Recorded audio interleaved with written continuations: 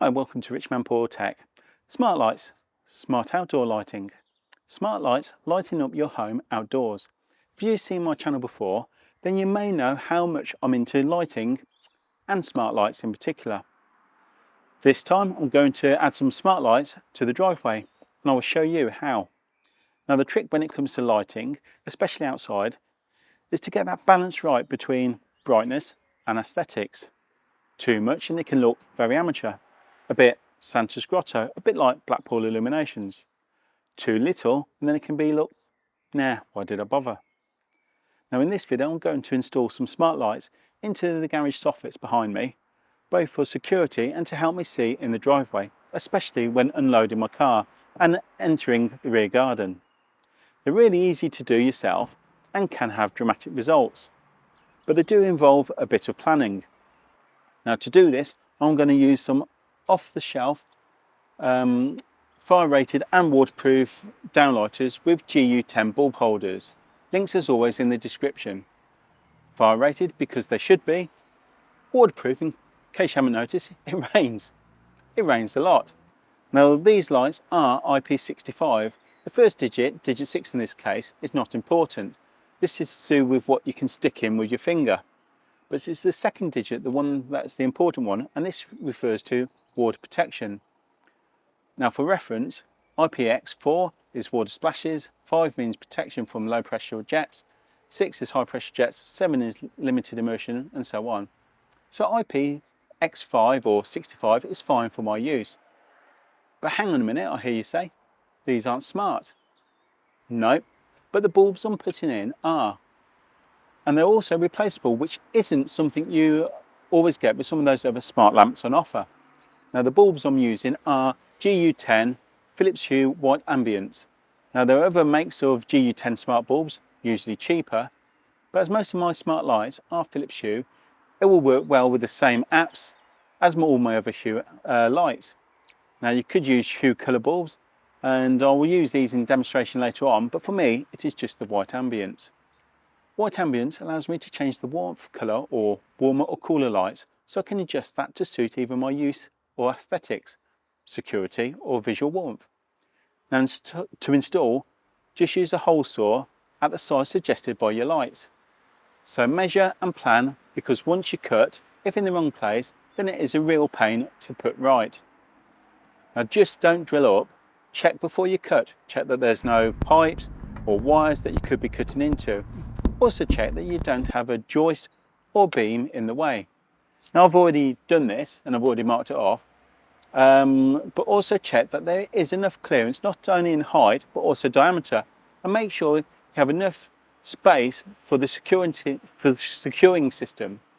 In my case it's these spring clips, but you could have either other springs or rings depending on your light fittings. Now measure to get that correct spacing. You don't want them to be too close or too far apart.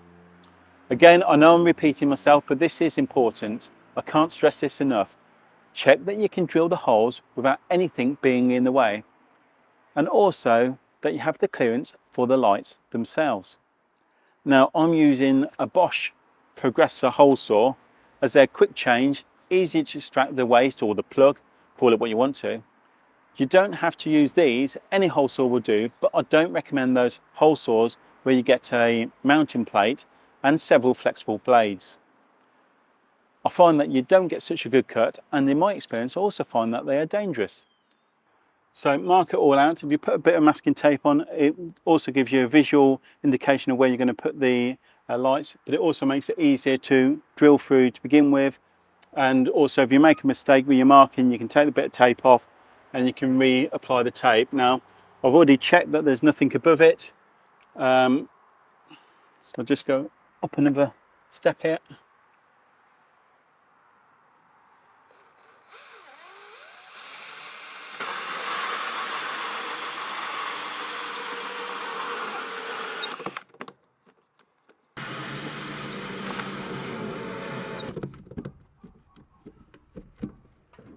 So go on and do the next one.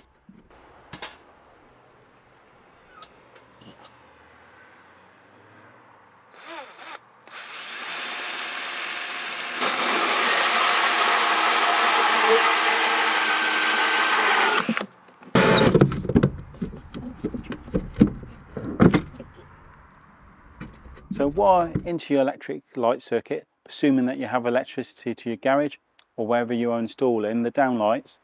Again, I can't stress this enough, electricity can kill. Do not, I repeat, do not attempt to install these yourself if you are not a competent person or unsure. Use a qualified electrician. This is not an instructional video, this is for entertainment purposes only.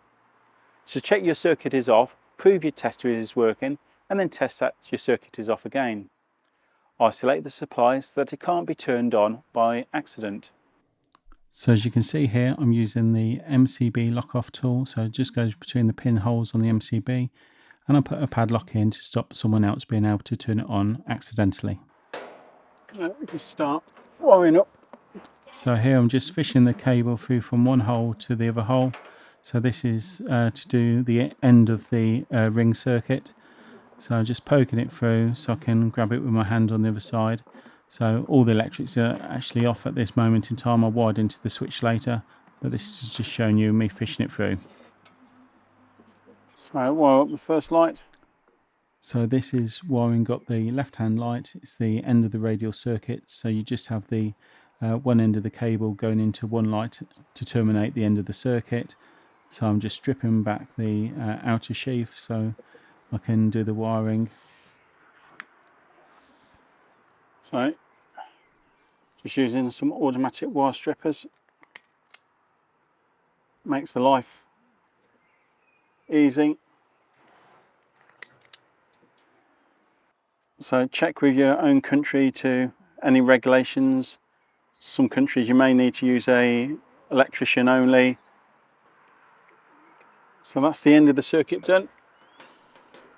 So now we're moving on to the middle of the circuit. So you've got a cable coming from your switch and the other cable goes to the light I've just done. So again, I'm using those automatic wire strimmers just to trim back the sheathing, so it makes it easy to get them both nice at the right length. So all this gets wired into the terminal block, and once they're wired into the terminal block, as you can see here, I'm just fitting the cable clamp to stop the cables being pulled out. So again, this is all done with the electric off, as I mentioned before. So as you can see, the spring clips on the side, these are what push in here, and we now push it through the hole, making sure that the gasket fits flush onto the soffit, so that stops the water ingress. So as you can see, here are the lights flush onto the soffit, so the gaskets are keeping a good watertight seal. So that's both the lights installed. So that's the lights installed. Now to use the smart features and connect the Hue app, and you could use your voice assistants like Alexa to operate your lights. In the Hue app, Alexa app or Apple's HomeKit, you can set timers to come on when you return from wherever you have been. If a doorbell has been pressed, for example, or a door has been opened, or a sensor has been triggered, or a mixture of all of those. So for example, when dusk, you can say have the lights to come on, let's say 70% brightness, and when someone returns home, brightness can go up, say, to 50% for 5 minutes, while you unload your car. And if a PIR is triggered, then your lights can go all the way up, say, to 100%. It's really up to you how you set up your lights. No longer are we just restricted to use just a PIR sensor. Now, talking of PIR sensors, if you want to see more on a smart one from Hue, then click on this link. Or if you want to know more about Hue lights in the garden, then click on this link. So as you can see, you can cycle through each lights in separate colours if you wish.